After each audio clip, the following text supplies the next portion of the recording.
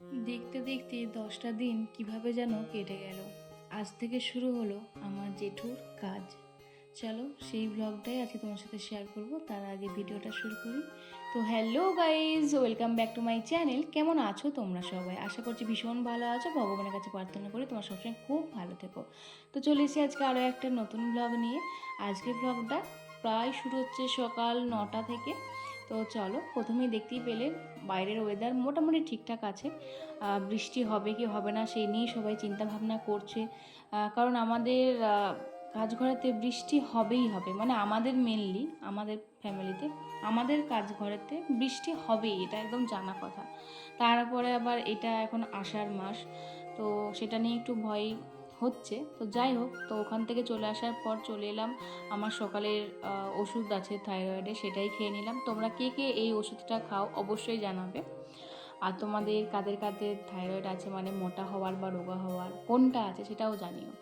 তো যাই হোক, আর এদিকে চলে এলাম, দেখলাম যে রান্নাঘরে বোতলে জল ভরা নেই কয়েকটা, সেটা ভরে নিলাম। তারপর এদিকে মা কাঠবাদাম ভিজিয়ে রেখেছিল, সেটাও একটা খেয়ে নিলাম। এদিকে রচাও করে রেখেছিল মা, যদি খাই আর কি। কারণ আজকে তো জেঠুর কাজ বললামই প্রথমেই, কারণ আজ থেকে শুরু হচ্ছে আমার জেঠুর কাজ, ঘাটে ওঠা যেটা বলে প্রথম দিনে যেটা থাকে। তো সেই জন্য সকাল থেকে আজকে কিছু তো খাওয়া চলবেই না, ওই মুড়ি টুড়ি খেয়ে থাকতে হবে। তো মা বলছিল যে ঘরেতে মুড়ি খেতে হবে না, প্যান্ডেলেতেই মুড়ি টুড়ি খাওয়াবে আজকে।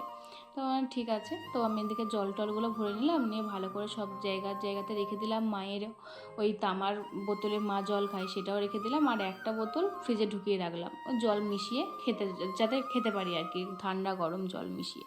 তারপর রান্নাঘরটা একটু ভালো করে ক্লিন করে নিলাম। আর যেগুলো বেসনেতে ভেজানো ছিল, ভাই রাত্রেবেলাতে সকালবেলাতে ম্যাগি করে খেয়েছিল, সেটা একটু ভেজানো ছিল, সেটা ধুয়ে নিলাম। তো মোটামুটি আমার রান্নাঘর কিন্তু পরিষ্কার হয়ে গেছে। এরপরে বৌদি ডাকতে এসছে যে চল মুড়িটা খেয়ে আসি, কারণ সকালবেলা একবার মুড়ি খেতে হবে, আবারও যখন স্নান টান করবো তার করতে যাব তার আগেও আর একবার মুড়ি টুড়ি খেতে হবে। আর এইদিকে দেখো গাছগুলোতে কত কত ফুল ধরেছে, কারণ এই 10টা দিন তো পুজো আর্চা সব কিছুই বন্ধ ছিল, সেজন্য গাছের ফুল গাছেতেই রয়ে গেছে, কেউ তোলেনি। আর যখন পুজো থাকে তখন কিন্তু সবারই ঘুম থেকে ওঠার আগেই গাছের ফুল গাছ থেকে উধাও হয়ে যায়। তো এটা কাদের কাদের হয় অবশ্যই জানিও তো। তো যাই হোক, তো গাছগুলো সেজন্য কত সুন্দর দেখতে লাগছে, ফুলে একদম উঁচু উঁচু হয়ে আছে। তো যাই হোক, তারপরে চলে এলাম প্যান্ডেলেতে ঘুগনি আর মুড়ি খেয়ে নিলাম তাড়াতাড়ি করে। আমি যদিও ঘুগনি মুড়ি খুব একটা ভালোবাসি না, তার জন্য একদম অল্প মুড়ি নিয়ে খেয়ে চলে আসলাম। ঘুগনিটা কিন্তু খুবই সুন্দর হয়েছিল। যাই হোক, তারপরে আমরা কিন্তু বাড়ি এসে গেছি। আর বাড়ি এসে আমি কিন্তু এখানে জানলাগুলো খোলা ছিল না, মা এই যে সকালবেলা দিকে ধুলো টুলো উঠছিল, ট্রাক্টরে যাচ্ছিলো তো প্রচণ্ড ধুলো হয়, সেই জন্য জানলাগুলো বন্ধই রেখেছিল। তো আমি এসে খুললাম, এত সুন্দর হাওয়া দিচ্ছিল যে কি বলবো। আর এদিকে তো আমাদের সোফা কাম বেড তো ছিল এখানে ডাইনিংয়ে, কিন্তু সেটা ছিল ওই পাশে, এই বেসিনের কাছে মা এখন নিয়ে এসছে। এখানে যে চেয়ারগুলো ছিল সেগুলো ওই পাশে করে দিয়েছে, আর সোফা কাম বেডটা এখানে নিয়ে চলে এসছে। আর সোফাটাকে না রেখে একটুখানি ছোটো বেড সাইডে, মানে বেডের মতন করে দিয়েছে, যাতে সবাই এসে গল্প করতে পারি, বসতে পারি যখন তখন। মাও রান্না করতে করতে যাতে একটু শুয়ে পড়তে পারে, সেই জন্য এই ব্যবস্থা করা। তো বেশ ভালোই করেছে। আমি একটু বসে বসে ফোন ঘাঁটছিলাম সকালবেলাতে এসে, তারপর দেখলাম আজকে আমার 3টে পার্সেল আসবে। আর বলতে না বলতেই দেখো এসেও গেছে।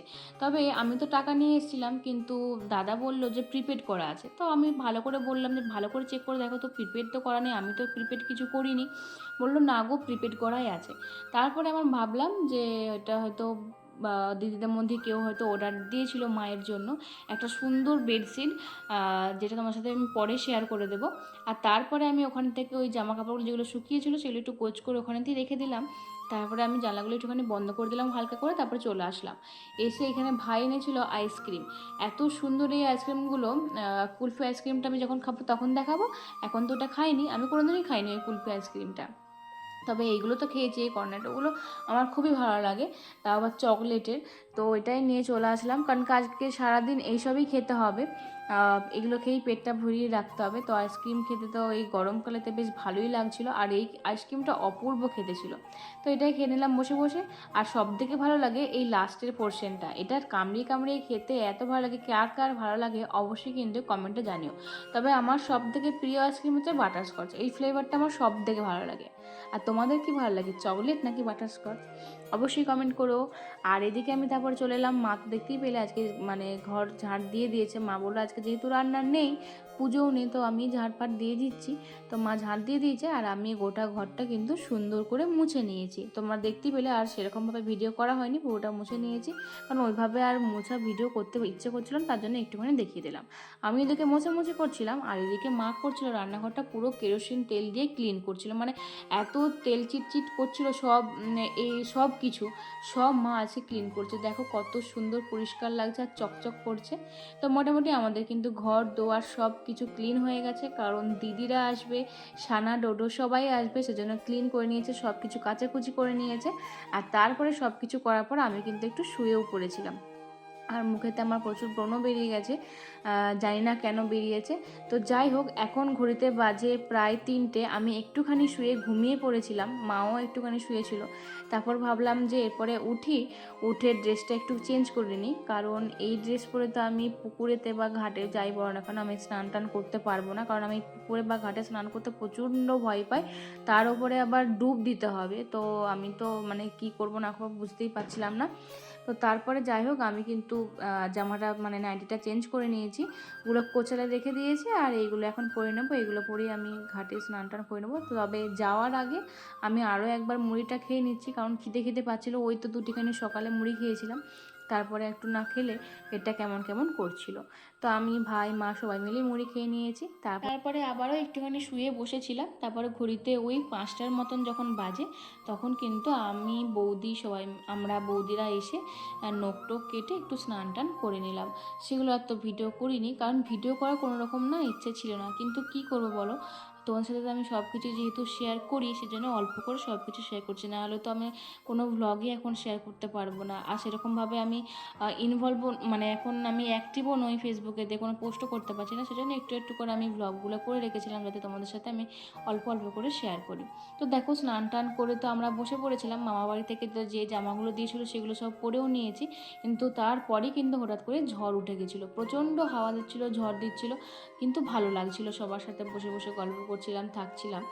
আর হাওয়াটা এত ঠান্ডা ঠান্ডা লাগছিল, ভীষণ ভালো লাগছিল। পুকুরের জলটা এত গরম ছিল, তারপরে হঠাৎ করে এত সুন্দর হাওয়া দিতে দিতে পরিবেশটা পুরো এসির মতন ঠান্ডা হয়ে গেল। তো যাই হোক, আর এসব করতে করতে দেখি আমার বর দিদি, সানা বেবি সবাই এসে গেছে। তো বেশ ভালো লাগছিল। সানাকে অনেক দিন পর দেখলাম, ও তো নেরু বেল্লি হয়েছিল, আর এখনও চুলগুলো ঠিকঠাক করে বেরোয়নি, সেজন্য আমি ওকে শুধু নেরু নেরু করে রাগাচ্ছিলাম, আর ও শুধু মায়ের কাছে বলছে মা মা দেখো না মিমি আমাকে নেরু নেরু করছে। তো যাই হোক, সব করে তারপরে আমরা কিন্তু সন্ধেবেলা হয়ে গেল। সন্ধে হতে মানে মেঘ ধরেছিল, সেজন্য তারাগুলো খুব একটা ভালো করে দেখা যাচ্ছিল না।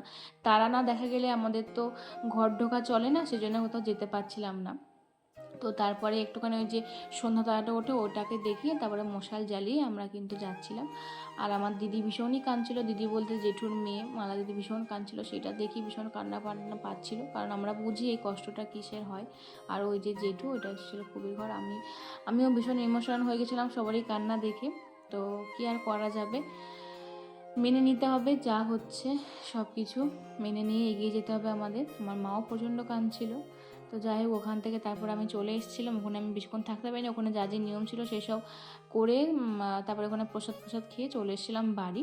মা ওখানেই ছিল, মা আসেনি, কিন্তু আমার ভালো লাগছিল না বলে আমি চলে আসলাম, একটু ফ্রেশ ট্রেশ হতে হবে, তার জন্য বাড়ি আসলাম। আমার বাড়ি এসে দেখছি সানা বেবি এখন খেলাখেলি করছে, ওই যে সেই কুলফির যে আইসক্রিমটা ছিল সেটা ভাই খেয়েছিল, সেটা নিয়েও খেলাখেলি করছে। আর দেখে বড়দিদি কত কিছু এনেছে দেখো, আমি মা এই কেকগুলো খেতে ভালোবাসি বলে এগুলো এনেছে, তারপরে ওদের গাছের কাগজি লেবু এনেছে, তারপরে এই যে আমন্ড খাই বলে আমন্ড এনেছে, খেজুর এনেছে, কত বিস্কুট এনেছে, তারপরে নিয়ে এসছে সিমুই, আমি খেতে চাইছিলাম অনেক দিন থেকে, বড়দি সিমুইটা খুব ভালো করে, তারপরে চিপস, এদিকে কালো জাম, এদিকে আপেল, এদিকে কলা, অনেক কিছু নিয়ে এসছে মায়ের জন্য, আমাদের জন্য, সবার জন্য। তো এই এত কিছু, বড় মেয়ে বলে কথা, একটা ছেলের মতন দায়িত্ব যতটা পারে পালন করার চেষ্টা করে, প্রচুর টেনশন করে আমাদেরকে নিয়ে, যে সবসময় বলে যে তোরা কী করে আছিস একারা, তোরা কী করে আছিস, আমার সবসময় টেনশন হয়, এখন আবার যদি ভাই চলে যায় তোরা দুজনে কী করে থাকবি। আমি এসব টেনশন করতে করতে আমি আর মোটা হচ্ছি না, আমি আরও রোগা হয়ে যাচ্ছি। তো এইসব আর কি, মা আর ও ভীষণ টেনশন করে, আমিও করি কিন্তু সেটা অতটা দেখায় না, কি আর করা যাবে। যাই হোক, আর এই ছিল আমার আজকে মা বাড়ি থেকে দেওয়া জামা প্যান্ট। এদিকে সানা তো বিরিয়ানি রান্না করছিলো, মাংস রান্না করছিলো আমাকে খাওয়াবে বলে। তো এইসব বড়দির সাথে বসে বসে গল্প করছিলাম। তারপরে মা আরে এলো, মাকে বড়দি দেখাচ্ছিলো, মা দেখো এটা জেঠিমায়ের জন্য শাড়ি নিয়ে এসেছি, বৌদির জন্য শাড়ি নিয়ে এসেছি, কেমন হয়েছে তুমি দেখো। মা বললো যে খুব ভালোই হয়েছে, জেঠিমায়ের শাড়িটার পাটটা যদি একটু সরু হতো ভালো হতো, কারণ জেঠিমা তো আর অত ভারী ভারী শাড়ি, মোটামুটি শাড়ি পরতে পারবে না, সেই কারণে। আর এই হচ্ছে আমার দাদার জামা, সেগুলো নিয়ে এসছে, মোটামুটি সবার জন্যই নিয়ে এসছে। তো যাই হোক, তারপরে এখানে বসে গল্প করতে করতে ভাবলাম চলো এবার খেয়ে আসি, কারণ সবাই ডাকাডাকি করছে খাওয়ার জন্য। কারণ ধরো সকাল থেকে তো আজকে ভাত খাওয়াই নেই, আর 10 দিন পর আমরা আজকে একটুখানি মানে নিরামিষ থেকে আমিষ খাবার খাবো, সেজন্য একটু সবারই খিদেটা একটু বেশিই পেয়েছে। আর এই সন্ধ্যেবেলাতেই আমাদের ভাতটা খেয়ে নিই, তখন বাজে ঘড়িতে 7:30 কি 8টা এরকম বাজে। সবাই ধরো একটু টায়ার্ড আছে, তো সেজন্য সবাই একটু ক্লান্ত হয়ে গেছে, সেজন্য তাড়াতাড়ি খেয়ে নিয়ে সবারই হালকা হয়ে যাবে আর কি, প্যান্ডেলে তো বসে থাকতে হবে না। তো প্রথমে পড়ে গেল গরম গরম ভাত, ডাল, শাক ঘন্ট, যেটা খেতে জাস্ট দুর্দান্ত হয়েছিল। আমার হিরে কাকুর এই শাক ঘন্ট ডালটা খেতে এত ভালো লাগে, দারুণ রান্না করে, জাস্ট ওয়াও। তারপরে তো পোস্ত দিয়ে ডালটাও হেভি লাগছিল। আর যেটার জন্য আমরা সারাদিন অপেক্ষা করছিলাম, এই 10টা দিনের পর মনে হচ্ছিল আমরা অমৃত খাচ্ছি, মাছ ভাতটা এত ভালো লাগছিলো। কিন্তু আমি পেটে খাই না বলে মায়ের সঙ্গে চেঞ্জ করে নিলাম, নিয়ে খেয়ে নিলাম, খুব ভালো খেয়েছি। চলো আজকে এই ব্লগটা এই পর্যন্ত, কেমন লাগলো তোমার জানিও, ভালো লাগলে অবশ্যই লাইক কমেন্ট শেয়ার করে দিও, বাই।